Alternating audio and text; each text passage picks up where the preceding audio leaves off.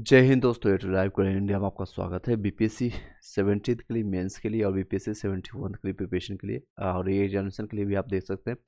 उसके लिए आपका प्रीवियस ईयर क्वेश्चन पेपर मुख्य परीक्षा में जो पूछे गए समान हिंदी और समान अध्ययन के लिए जीएस पेपर 1 और 2 और निबंध के लिए जो क्वेश्चन आता है जो कि आपका सिलेक्शंस में आपका इंपॉर्टेंट रोल प्ले करता है। मेनली सिलेक्शंस आपका इसी आपका मौखिक जो आपका मेंस परीक्षा है उसी के बेसिस पर होगा, रेदर देन कि आप पीटी के लिए जो आप 150 में 150 ले आते हैं, 149 ले आते हैं, तो भी आपको आपका मेंस पे अगर अच्छे से नहीं लिख पाते हैं तो आपका नंबर जो है इवैल्यूएट नहीं होगा। ये सिर्फ क्वालिफाइंग नेचर का है पीटी। तो मेंस कितना इंपॉर्टेंस आपको भली बात ही पता है।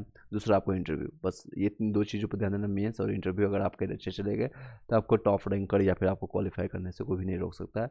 तो 2-3 क्वेश्चन मैंने आपको, ये मॉडल आंसर है, PYQ जो है आपका टोटल एक बार देख के चले जाएगा तो आपको काफ़ी हेल्पफुल रहता है।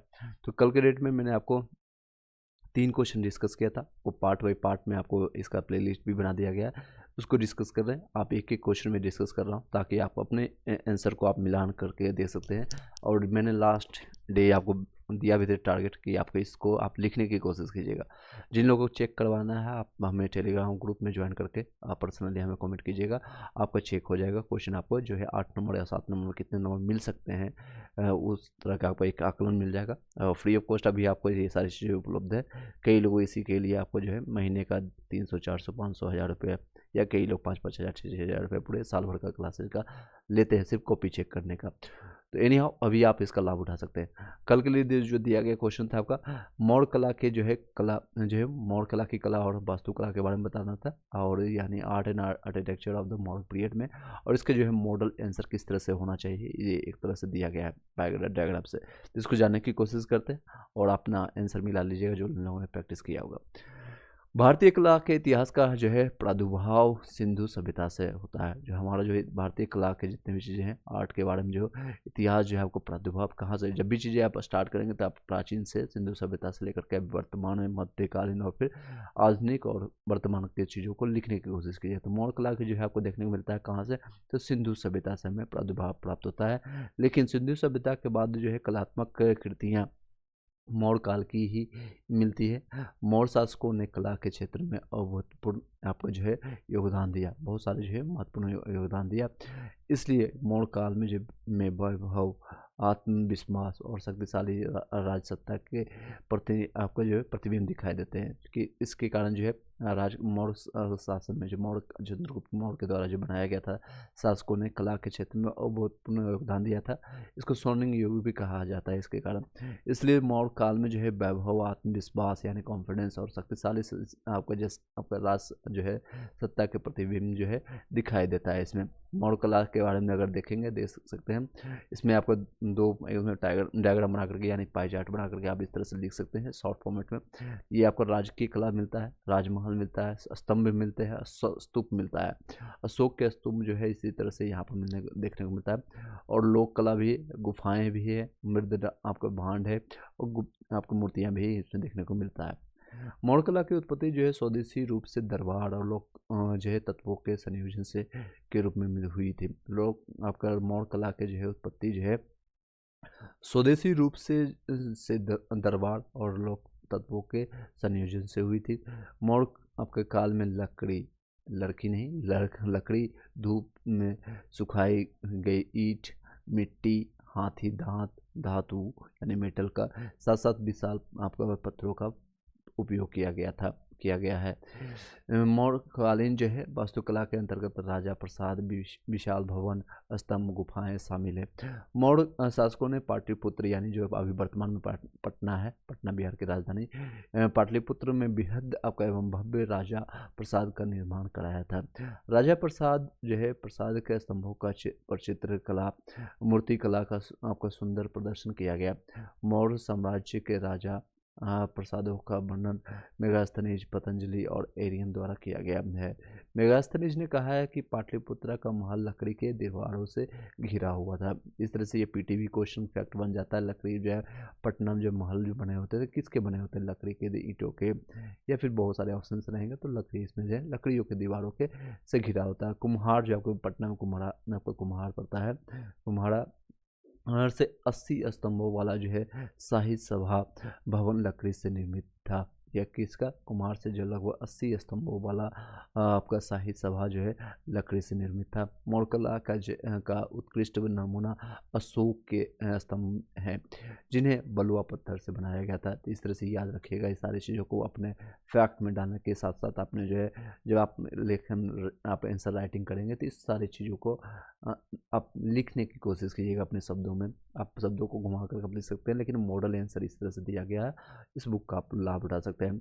जिन्हें बलुआ पत्थर से बनाया गया था, ये स्तंभ जो है एकाश्वत पत्थर से निर्मित थी, यानी एक ही पत्थर हुआ करता था। ये नहीं कि आपको जो ईंट दर ईंट इस तरह से जो बने हुए होते हैं, इस तरह के नहीं बने होते थे, बल्कि एक ही पत्थर बना होता था, एक ही पत्थर से बने होते थे, एक ही पत्थर से बने होते थे, एक ही पत्थर होता था। एकाश्व जिसमें एक ही ईश्वर जिसको कहते हैं, एक ही ये स्तंभ जो है एकाश्व पत्थर से निर्मित है। इन स्तंभों पर बैल, शेर, हाथी, कमल की आकृतियाँ आपको उड़े की गई थी, यानी इन सभी को चित्रण वहाँ पर देखने को मिलता है। इन स्तूपों पर राज्य आदेश अंकित है। मौर्य कला के अंतर्गत स्तूपों और चित्रों का निर्माण कराया गया है तथा ये स्तूप जैन बौद्ध धर्म से संबंधित है। आप लोग को भली बात ही पता है, अशोक जो है या फिर चंद्रगुप्त मौर्य है, इन सभी लोगों ने धर्मों का जो है काफ़ी प्रचलन किया है। तो सबसे ज़्यादा बौद्ध धर्म और जैन धर्म का इसमें प्रचलन किया गया था, और ये स्तूप पर देखने को भी मिलता है। सांची का स्तूप जो है ईंटों से बनाया गया था। आपको जो सांची का जो स्तूप बना है, जो कि आपको पता है कहाँ पर है, आप लोग कमेंट बॉक्स में बताइएगा। ये ईंटों से बनाया गया था। सांची स्तूप पर अनेक आकृति उड़े की गई है। भरभूत स्तूप भी अपनी तोरण द्वार जो है, तोरण द्वार किसको कहते हैं? जो स्टार्टिंग में आपका जो वेलकम द्वार होता है, उसको तोरण द्वार कहते हैं। अपनी तोरण द्वार लाल बलुआ आपको पत्थर से रेलिंग पर की गई आपका नक्काशी के लिए जाना जाता है। गुफाओं का निर्माण मौर्य कला में दिखाई देता है। अशोक ने बराबर और नागार्जुन पहाड़ियों को काट करके गुफाएं निर्मित कराई है। तो ये कहाँ से बनाते थे? ये अशोक कहाँ से काटते थे? बराबर और नागार्जुन की पहाड़ियों को काट करके गुफाओं का निर्माण करवाया था। इन गुफाओं में अशोक के लेख आपका जो है स्थापित है। मौर्य कला में जो है मूर्तियों का बड़े पैमाने पर लोक कला के अंतर्गत निर्माण किया गया था। लोक कला में यक्षिणी, यहाँ पे यज्ञ जो है, यज्ञनियों की मूर्तियाँ, यानी जो पूजा पाठ करने वाले जो पुरुष हो या महिला, दोनों की मूर्तियों का जो है पटना, विदिशा और मथुरा से पाई गई है। कहाँ आपका? विदिशा, पटना और मथुरा में पाई गई है। दीदारगंज की यक्षिणी की मूर्ति पॉलिश किए गए बलुआ पत्थर से बना गया था। किसके? तो पॉलिश किए गए बलुए पत्थर से निर्मित किया गया था। लोक कला का उत्कृष्ट रूप मृदभांडों पर उड़े की गई आकृतियों से मिलती है। आपका मौर्य कला जो है मूर्ति कला एवं वास्तुकला का विकास राजकीय एवं लोक आपका कलाकारों द्वारा किया गया था। मौर्य कला मूर्ति अधिकतर जो है धार्मिक स्वरूप से प्रेरित था। मौर्य कला में मूर्तियों भी बनने आपका लगी थी। मौर्य कला में जो है मानव मूर्तियों को भी बनने भी लगी थी। एक बार तेजी से इसको रिपीट करवा देते हैं। मुश्किल से आपको 8 मिनट समय मिलेगा, 8 मिनट समय लगेगा। मैं आपको समझाते हुए देख सकते हैं, ये सारी चीज़ों को 2 बार 3 बार बोला हूँ तो 8 मिनट लगा। इसी को आपको लिखना है, लिखने में थोड़ा सा समय ज़्यादा लगता है, और राइटिंग से, अच्छे राइटिंग से, ताकि समझ आए एटलीस्ट। जो चेक एग्जामिनर है, आपको जो चेक करेगा कॉपी, उसको समझ आनी चाहिए। इसको मैं तेज़ी से 2 से 3 मिनट में कंप्लीट करूँगा। जिन लोगों का कई लोग क्वेश्चन रहता है सर कट ऑफ से कितना नंबर आएगा, कट ऑफ के बारे में मैंने सेपरेट वीडियो बनाया है, उसको जाकर के देख सकते हैं।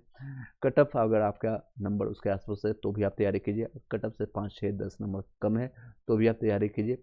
क्यों? रीजन में आई है कि अभी कोई भी अंदाज़ा नहीं लगा सकता। सभी लोग फोरकास्टिंग कर रहे हैं कि एक्सपेक्टेड कर रहे हैं ये कट ऑफ चला जाएगा, ये चला जाएगा, लेकिन कोई भी 100% श्योर नहीं है, क्योंकि ये इस बार किस तरह का खेला हो रहा है भली बात ही पता है। फर्स्ट। दूसरा रीज़न है कि अगर इस बार काम नहीं है तो आपको फाइनल सिलेक्शन मेंस के थ्रू ही होगा, तो इसलिए 71 में भी काम आ जाएगा। इसलिए अभी आप वर्तमान में 71 के लिए पीटी के लिए फैक्ट रटने बैठने नहीं बैठने हैं, ना ही आप NCERT और लूसेंट बैठ कर अभी पढ़ने वाले हैं। तो आप मेंस का प्रिपरेशन कीजिए।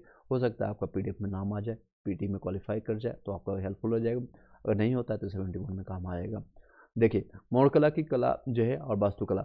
भारतीय कला के इतिहासकार प्रादुर्भाव जो है सिंधु सभ्यता से होता है, लेकिन सिंधु सभ्यता के बाद कलात्मक कृतियाँ मौर्य कला से ही आपके मिलती है।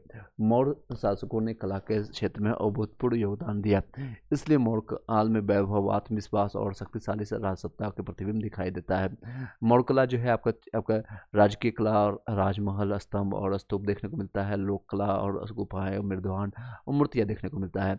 आपके इसी को विस्तार से इस तरह 6 पॉइंटों में देखिए विस्तारित किया गया है। मौर्य कला की उत्पत्ति स्वदेशी रूप से दरबार और लोक तत्वों के संयोजन के रूप में हुई थी। मौर्य कला में लकड़ी धूप में सुखाए गए ईंट, मिट्टी, हाथी दांत और धातु के साथ साथ विशाल पत्थरों का उपयोग किया गया। मौर्यकालीन जो वास्तु कला के अंतर्गत राजा प्रसाद, विशाल भवन, स्तंभ और तथा गुफाएं शामिल है। मौर्य शासकों ने पाटलिपुत्र में बृहद एवं भव्य राजा प्रसाद का निर्माण करवाया था।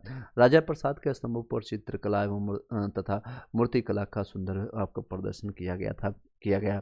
मौर्य साम्राज्य के राजा प्रसादों का वर्णन मेगास्थनीज, पतंजलि और एरियन द्वारा किया गया है। मेगास्थनीज ने कहा है कि पाटलिपुत्रा का महल लकड़ी के दीवारों से घिरा हुआ था। कुम्हार से जो पटना में कुम्हार पड़ता है, 80 स्तंभों वाला शाही आपका सभा भवन लकड़ी से निर्मित था।